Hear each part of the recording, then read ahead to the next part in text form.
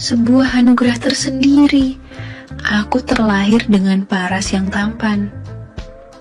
Bapakku memang masih ada campuran Tiongkok, sementara ibuku dari Madura. Selain wajah yang ganteng, bapak juga mewariskan aku kelebihan yang tak dimiliki orang lain, tepatnya dalam hal mengolah kata-kata. Ya, udah bukan rahasia lagi jika bapak pandai merayu wanita. Dan mungkin hal itu pula yang membuat Mbok Dartik atau istri ketiga bapakku termakan rauyuanku. Padahal aku tak ada niat lainnya dan hanya sekedar bercanda. Tapi ya namanya rezeki tak terduga. Jadi ya pasti ada saja jalannya. Bahkan pada akhirnya aku pun mendapat kejutan indah darinya. Sebut saja namaku Ahmad, lahir di kota Kediri 25 tahun yang lalu. Aku menyelesaikan kuliah di Fakultas Kedokteran 4 tahun yang lalu, dan kini aku sudah resmi menyandang gelar dokter muda di depan namaku. Dan sebagai tahap terakhir, aku kini sedang mengikuti praktek puskesmas di daerah terpencil sebagai bentuk pengabdian sebelum mendapatkan izin praktek umum. Aku dibesarkan di kota kelahiran aku sampai SMA, kemudian aku melanjutkan kuliah di kota Surabaya. Keluargaku sebenarnya bukan keluarga berantakan, hanya saja karena bapakku yang beristrikan lebih dari satu membuatku jadi agak jarang berinteraksi dengannya. Aku lebih dekat dengan ibuku dan 2 orang adikku. Seperti kebanyakan orang sukses, bapakku merupakan pengusaha mebel di kotaku. Usaha yang diwariskan oleh kakekku secara turun-temurun. Dan berbekal kesuksesan itulah, bapak yang dulu hanya beristrikan ibuku, mulai membuka cabang di Jepara dan Jogja. Alasannya sederhana, beliau butuh tempat singgah untuk memantau jalannya usaha. Pada awalnya, aku sebagai anak sulung menjadi anak yang paling menentang poligami bapakku. Waktu itu, aku masih kelas 3 SMA, dan bapak pertama kalinya berpoligami dengan seorang ibu muda yang usianya terpaut 2 tahun lebih muda dari bapakku. Aku yang saat itu berselisih dengan bapak karena masalah poligami tersebut, justru didamaikan oleh ibuku. Alasannya klasik, yaitu bapak akan berjanji untuk membiayai hidup kami sebagai jaminannya.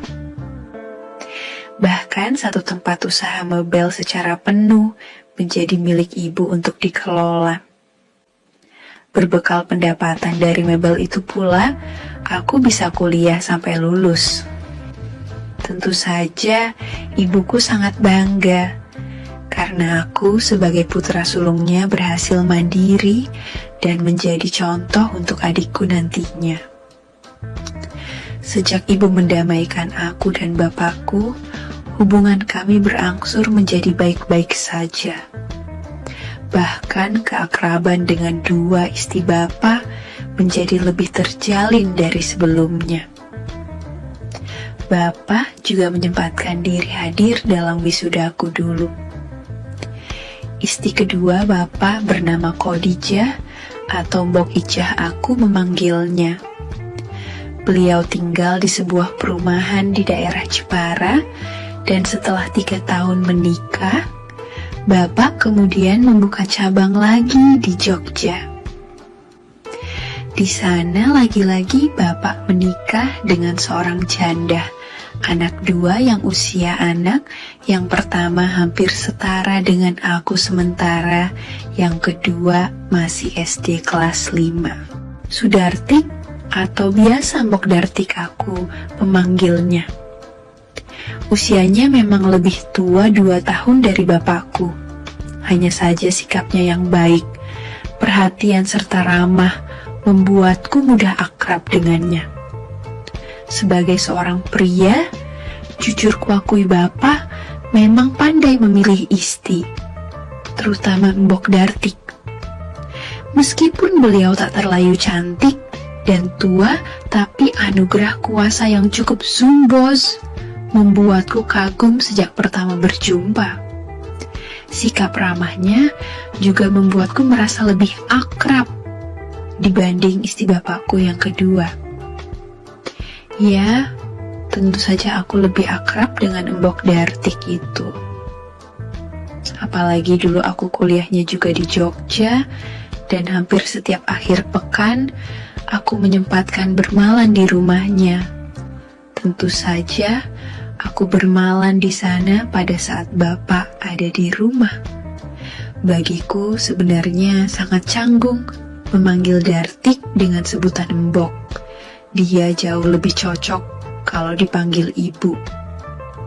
Tapi karena kebiasaan Bapak yang memanggilnya Mbok, maka aku pun ikut-ikutan memanggilnya seperti itu. Dan kisah indahku dengan Mbok Dartik ini mulai bermula ketika aku masih kuliah dulu. Seperti biasa, pada akhir pekan di minggu terakhir, aku membawa sepeda motorku dari kos menuju rumah Bapak dan Mbok Dartik. Aku memang jarang pulang ke rumahku di Kediri, kecuali liburan panjang dan akhir tahun. Saat aku sampai di rumah Mbok Dartik, rupanya Bapak sedang berada di kota Jepara mengunjungi istri keduanya. Sehingga hanya ada Mbok Dartik dan putra bungsu dari suami pertamanya yang bernama Yoga. Seperti biasa pula, aku membawakan oleh-oleh seperti camilan dan juga minuman ringan untuk adik tiriku itu. Saat datang, aku disambut gembira oleh Yoga. Dia sudah menganggapku seperti kakaknya sendiri, sehingga tak sungkan bertemu denganku lagi. "Yok, mana Mama?" tanyaku saat sudah berada di ruang keluarga. "Tuh, lagi mandi Kak," sahutnya. Selanjutnya, kami nonton TV bersama. Sampai beberapa menit kemudian, tiba-tiba Mbok Dartik keluar. Karya tak tahu akan kedatangan aku, Mbok Dartik dengan santainya melangkah dengan hejpan. Dok lalu berhenti ketika mendapatiku ada di ruang keluarga. Nampak ia sedikit salah tingkah. Kamu Mat," serunya sambil berlari menuju kamar.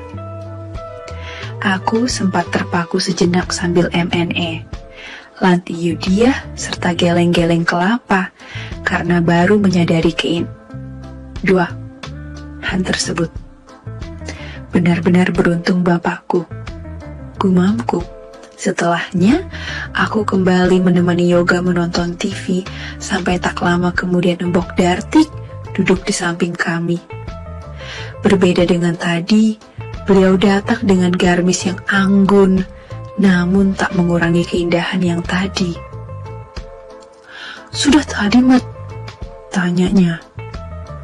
"Barusan kok Mbok?" "Hehe," sahutku berusaha bersikap biasa meskipun pikiran aku masih piknik keluar kota. "Kok nggak telepon dulu kalau mau kesini?" tanyanya. "Lupa Mbok," jawabku sekenanya. Entah kenapa aku makin gugup saja, apalagi bayangan tadi masih belum hilang sepenuhnya. "Kamu kenapa, Matt?" tanyanya menyadari sikap anehku. Gak apa-apa kok Mbok. Sebentar ya, Ahmad mandi dulu." Tak ingin terus terbayang fenomena tadi, aku memilih mandi untuk menetralkan pikiran aku. Di saat aku baru masuk kamar mandui, di sana malah kutemukan si Dwi yang tergantung balik pintu. Haro, Mah Melati masih ada juga saat itu, dan bukannya hilang pikiran baikku, justru malah makin menjadi dan tak terkendali. Hal itu justru mengantarkan aku untuk melatih bakat dan kreasiku menyelesaikan dengan segera sambil membu umpat.